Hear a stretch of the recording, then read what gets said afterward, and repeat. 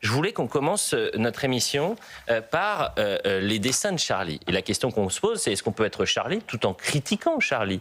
Et je ne citerai pas le nom de l'invité autour de ce plateau qui m'a dit c'est même recommandé. Ce qui se passe autour de Charlie Hebdo et de la mère de Didier Deschamps qui est décédée fait beaucoup de bruit. C'est-à-dire que ça heurte énormément de personnes. Parce que dans la satire, il faut qu'il y ait un message politique, il faut qu'il y ait un but. Mais si c'est attaquer pour attaquer, faire mal pour faire mal, quel est le sens à tout cela? Et pourquoi répéter ces caricatures contre la mère de Didier Deschamps qui est décédée? Tout commence le 24 juin. Au lendemain de l'annonce du décès de la maman de Didier Deschamps, où le dessinateur Félix, donc, de Charlie Hebdo, qui n'est pas connu du grand public, va publier ce dessin, je le dis aux auditeurs d'Europe 1, on voit Didier Deschamps brandir une sorte de urne funéraire, avec marqué « Didier Deschamps ramène la coupe à la maison ». Ça avait heurté énormément de monde, et notamment, vous pouvez voir sur les commentaires sur la page Instagram de Charlie Hebdo, beaucoup de monde disait « mais où est l'humour, et surtout, est-ce que vous pouvez avoir un moment de respect pour la famille de Didier Deschamps ?»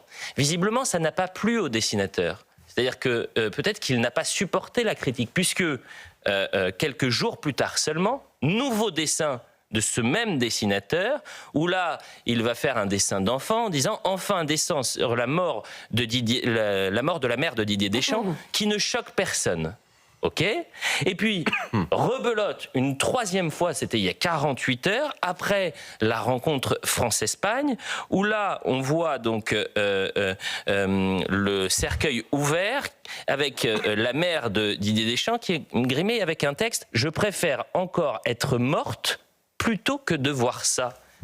Et la question que je me suis posée, c'est pourquoi cet acharnement? Pourquoi cette multiplication de publications?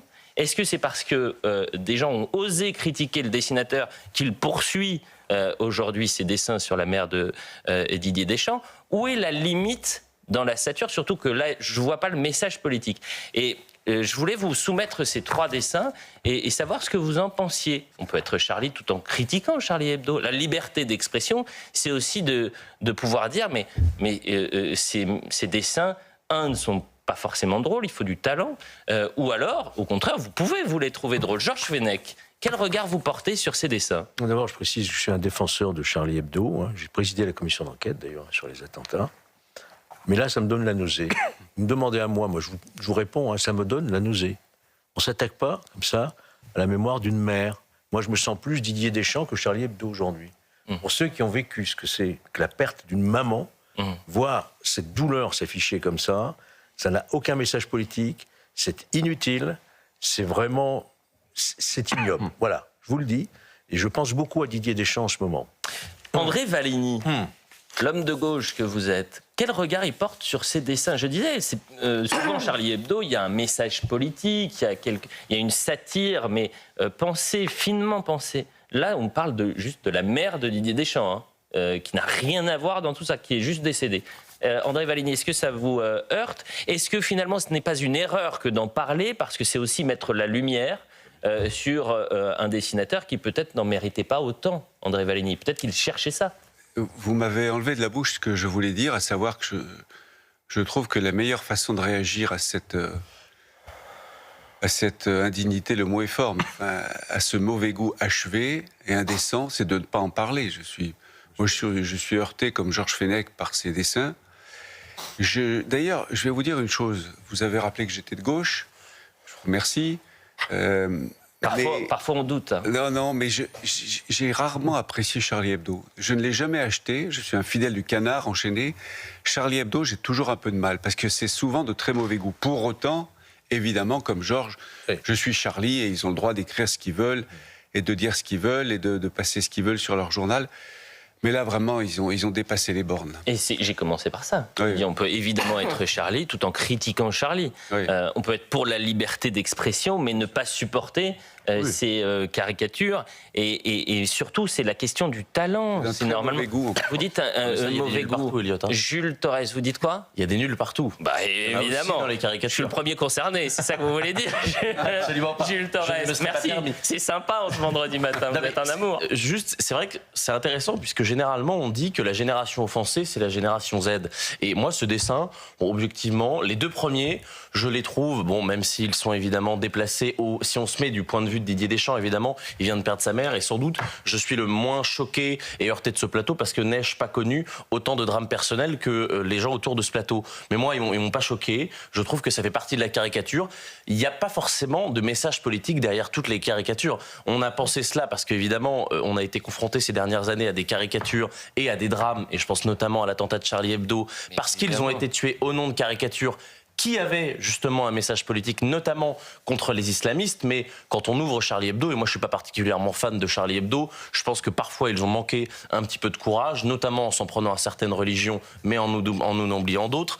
Le sujet, c'est est-ce qu'il y a une limite à la liberté d'expression, à la satire? Moi je fais partie de ceux qui pensent qu'il n'y a pas de limite à la liberté d'expression, qu'il n'y a pas de limite à la satire, et que la liberté, elle doit être totale. Et d'ailleurs, on est dans un pays où il y a un certain nombre de lois qui sont des lois liberticides et qui briment, et on va peut-être en parler aujourd'hui, mais il y a un certain nombre aussi d'acteurs qui voudraient brimer la liberté d'expression. Je pense que c'est très dangereux. Si vous me permettez, vous dites qu'ils ont manqué de courage. Au contraire, ils ont payé très fort au prix le plus lourd, le prix du sang. Le courage qu'ils ont manqué pu... de courage à sur l'islam, critique de la religion. Oui. Sur l'islam, justement, ils n'ont pas, Valini. Ils n'ont pas manqué de courage. Ils attaquent beaucoup la religion catholique, c'est vrai.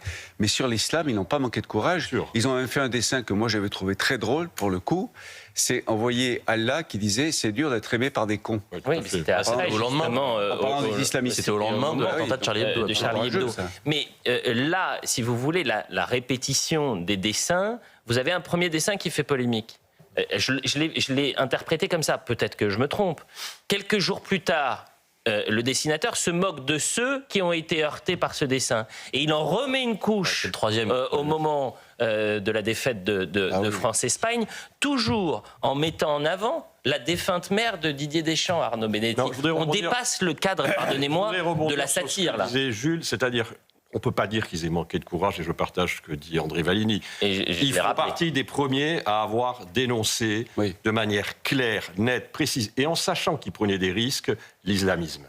Il faut s'en souvenir, donc je pense que quand même c'est un hebdo qui, de ce point de vue-là, a été du bon côté des combats de ces dernières années, et d'ailleurs ils l'ont payé c'est ce que j'ai dit, je l'ai rappelé. Après, la liberté d'expression, si vous voulez, la liberté d'expression, c'est en effet la possibilité et la capacité de pouvoir critiquer, y compris des journaux satiriques, et de ne pas être d'accord avec des lignes éditoriales qui nous paraissent en effet blesser inutilement la morale commune. Bon, perdre une mère, en effet, c'est un père également, c'est un événement qui est très douloureux pour ceux qui, en tout cas, ont eu l'expérience de vivre ces moments. Donc, ça ne sert strictement à rien de blesser inutilement quelqu'un qui a perdu sa mère.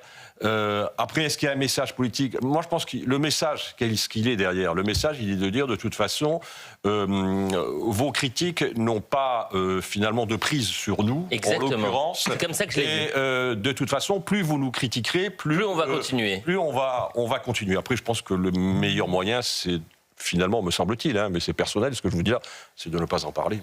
Et donc il faudrait finalement se taire. Vous êtes très attaché à la liberté d'expression, Stéphane Simon. Est-ce que vous avez une réaction sur ces dessins? Vous êtes venu pour parler de l'affaire Jubilard. Oui, bien sûr, mais je peux vous dire un mot. En difficulté, bien sûr. Non, mais mais comme vous-même, vous êtes très attaché à cette liberté d'expression. Absolument. Ça m'intéressait aussi d'avoir votre regard. Je crois que tout simplement, Charlie Hebdo, depuis quelques années, a pris l'habitude d'aller flirter avec l'intolérable, et il voit que ça marche assez bien, puisqu'à chaque fois qu'ils le font, qu'ils heurtent le bon goût, on va dire, ils ont des reprises, on parle d'eux, et c'est un journal qui, par ailleurs, n'est plus évidemment aussi vendeur qu'à une certaine époque. On se souvient qu'il y a eu des tirages en 2015, après la vague d'attentats, c'était 2 millions d'exemplaires vendus.